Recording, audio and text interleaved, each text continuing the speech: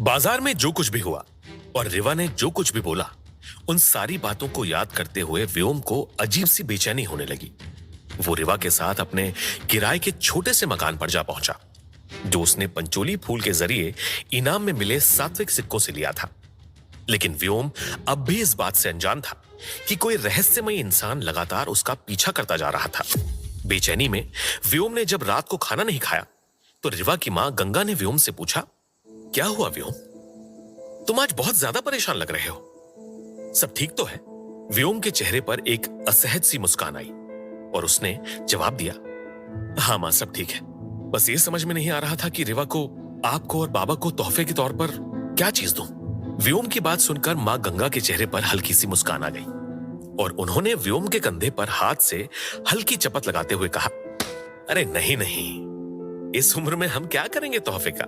मुझे तो इन सारी चीजों से बहुत ज्यादा शर्म आती है। मां की इस बात को सुनकर व्योम भी हंस पड़ा। उसने जब मां से थोड़ी देर बात की, तब जाकर उसे थोड़ी सी राहत महसूस हुई। अगली सुबह होते ही व्योम अपने जुटाए हुए पैसों में से एक बड़ा हिस्सा लेकर जनकपुरी की एक बड़ी सी दुकान में घुसा। दुकानदार ने उसकी हालत देखते हुए मुस्कुराकर कहा, लड़के, यहाँ पर सिर्फ ऊंचे घराने के लोग कपड़े खरीदते हैं। तू किसी गरीब परिवार का कोई दिल फेंक आशिक तो नहीं, जो अपनी महबूबा के लिए अपने ही घर के गहने गिरवी रखकर महंगे कपड़े खरीदने चला आया? घर लौट जा। मैं कोई फालतू का कपड़े वापस करने वाला झंझट नहीं चाहता। व्योम ने उस आदमी के सामने ढेर सारे सात्विक सिक्के रख दिए और बोला, मुझे मेरी माँ, बाबा और बहन के लिए कुछ अच्छे कपड़े लेने हैं। उम्मीद है अपने परिवार का दिल फेंक आशिक होने में कोई परेशानी नहीं है। परिवार वालों के लिए इस गरीब लड़के को इतना सब कुछ करते देख दुकानदार की मानो बोलती ही बंद हो गई। व्योम ने वहां से कपड़े लेने के बाद अपने परिवार के लिए अच्छा खाना, मिठाइयां और कुछ दूसरी चीजें खरीदी, जिसे लेकर वो अंधेरा होते ही अपनी बस्ती की ओर निकल गया। लेकिन बस्ती में घुसते ही उसे एक चीखती हुई आवाज सुनाई दी, बचाओ! बचाओ! इस आवाज को सुनते ही व्योम की सांसें तेज हो गई। डर के मारे वो पूरी रफ्तार के साथ दौड़ा और अचानक जमीन पर पड़े एक इंसान से टकराकर सारे सामान के साथ नीचे गिर गया और हड़बड़ाकर बोला, कौन है यहां? जमीन पर पड़ी लड़की ने उसे कराहते हुए जवाब दिया, व्योम भैया, भागिए यहां से। वो दानव किसी को नहीं छोड़ेंगे। वो लड़की रिवा की वही दोस्त थी जो कल शाम बाजार में रिवा पर चोरी का इल्जाम लगा रही थी। इस वक्त उसका गला फटा हुआ था और आंखें बाहर निकली हुई थीं। व्योम ने घबराकर पूछा, कैसा दानव? मैं कुछ समझा नहीं। व्योम ने उसे सहारा देकर उठाने की कोशिश की, पर उस लड़की ने उसके सामने ही अपना दम तोड़ दिया। जब व्योम ने नजरें घुमाई तो पाया कि वो पूरी जगह उसके कस्बे में रहने वाले लोगों की लाशों से भरी हुई थी। व्योम तुरंत चीखा, रिवा! और वो जमीन पर पड़ी हुई लाशों से टकराता हुआ अपने घर के अंदर घुसते ही घबराकर बोला, मां, बाबा, रिवा, कहां हैं आप सब? उसके घर में उसके ही पड़ोसियों की लाशें बिखरी हुई थीं। ऐसा लग रहा था जैसे उनके शरीर को किसी नरभक्षी जीव ने चीर फाड़ डाला हो, जिसे देखकर व्योम के होंठ बेपरवाह चल पड़े। ये सब क्या हुआ है? और ये सब किसने किया है? क्या हमारी बस्ती में कोई दानव घुस आया है? तभी उसके घर के पीछे से एक चिल्लाती हुई आवाज आई, बचाओ! व्योम! ये आवाज व्योम की ही बस्ती में रहने वाले एक बूढ़े काका की थी। व्योम तुरंत पूरी ताकत के साथ खिड़की से कूद पड़ा और पीछे की ओर दौड़ा। व्योम के घर के पीछे एक जंगल था। तभी बूढ़े काका को कोई चीज घसीटते हुए घने जंगल के अंदर घुस गई और जंगल में उनकी आवाज गूंज उठी, बचाओ! मुझे कोई बचाओ!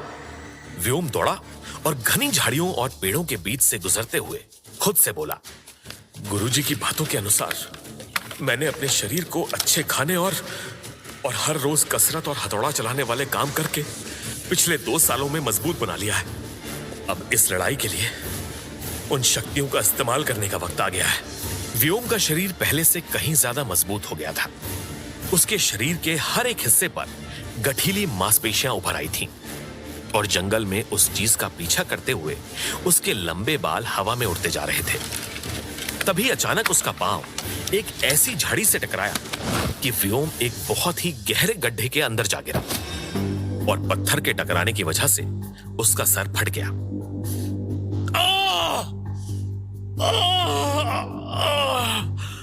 कराहते हुए उसकी आंखों के सामने धुंधलापन छा गया और वो खुद से धीमी आवाज में बोला, ये सब क्या है? नहीं, ये किसी दानव का काम नहीं, ये कुछ और है। किसी को अपने जाल में फंसाने के लिए किसी ने इस गड्ढे को बनाया है। खून निकलने के बाद भी व्योम दीवार पर अपनी उंगलियां गड़ाते हुए ऊपर की ओर चढ़ने लगा। जैसे ही उसने अपना हाथ गड्ढे से बाहर रखा, एक जोरदार लात उसके चेहरे पर आ लगी और वो दोबारा गड्ढे के अंदर जा गिरा। और दर्द से कराहते हुए व्योम ने कहा, कौन हो तुम और ये सब क्यों कर रहे हो? व्योम की बात सुनते ही एक 24 साल का लड़का अपने पिता और कुछ आदमियों के साथ उस गड्ढे के सामने आकर हंसते हुए बोला,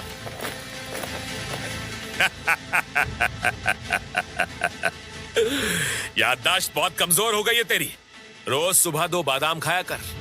भूल गया 2 साल पहले क्या हुआ था? उस आवाज और चेहरे दोनों को व्योम एक पल में पहचान गया।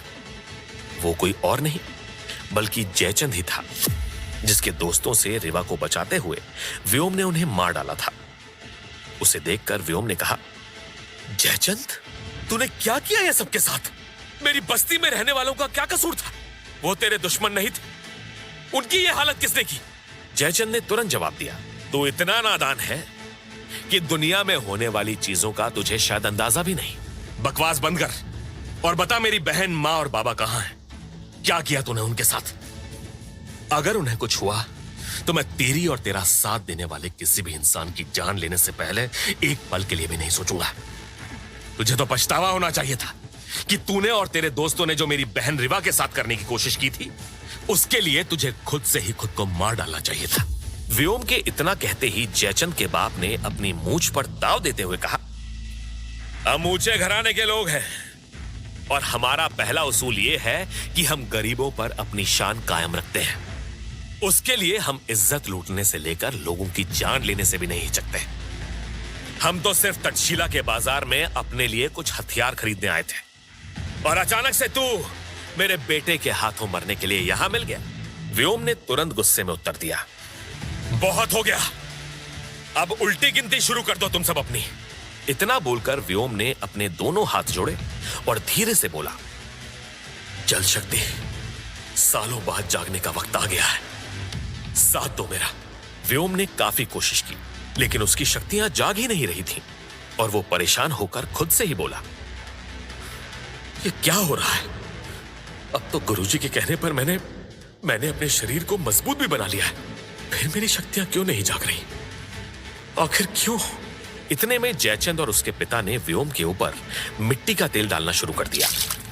व्योम की सांसें एक पल के लिए रुक सी गईं और जयचंद ने उससे मुस्कुराकर कहा, सही कहा था तूने, उल्टी गिनती शुरू हो चुकी है, लेकिन हमारी नहीं, तेरी, क्योंकि हमने इस गड्ढे में कुछ ऐसे जादुई मंत्र फूंक दिए हैं जो इस गड्ढे में किसी भी योद्धा की शक्तियों को जागने नहीं देगी। ये बात सुनकर व्योम की धड़कनें और भी ज्यादा तेज हो गई और जयचंद ने अपनी जलती हुई मशाल व्योम की ओर दे फेंकी और वो सारे लोग एक साथ चीख पड़े, मौत का बदला सिर्फ मौत से लिया जाएगा, तेरे और तेरे परिवार के लोगों से भी।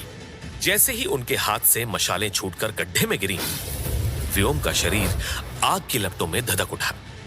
तुरंत व्योम की पिंडमणि में हुई थरथराहट के साथ उसके सीने से पानी की प्रचंड धारा निकल पड़ी, जो किसी तूफान की तरह हवा में कुछ इस तरह फैली कि आग का अस्तित्व एक पल में खत्म हो गया और पानी की लहरों पर सवार व्योम उस गड्ढे से बाहर निकल आया और चीखा, मेरा परिवार कहां है?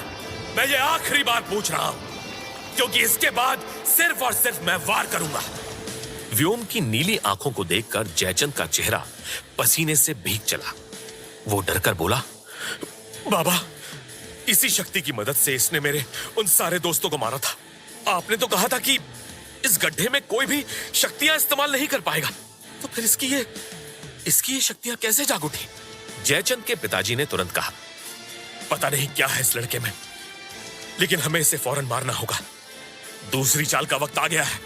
उन सबको लेकर इस ओर आओ। जयचंद के पिता ने जैसे ही ये बात कही, उसके 3 आदमी 5 बच्चों को लेकर वहां आ गए।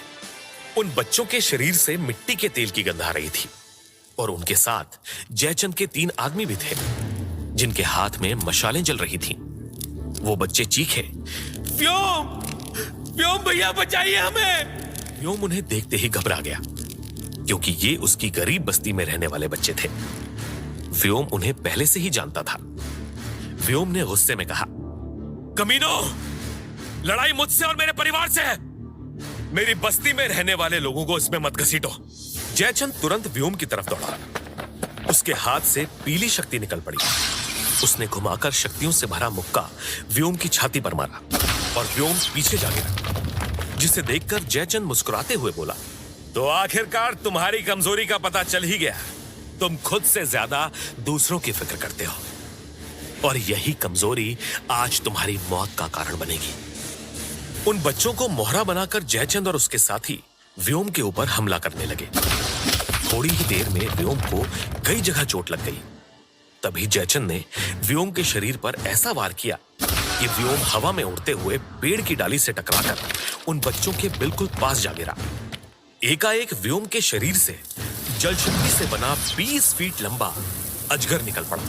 व्योम चीखा, बच्चों नीचे झुको।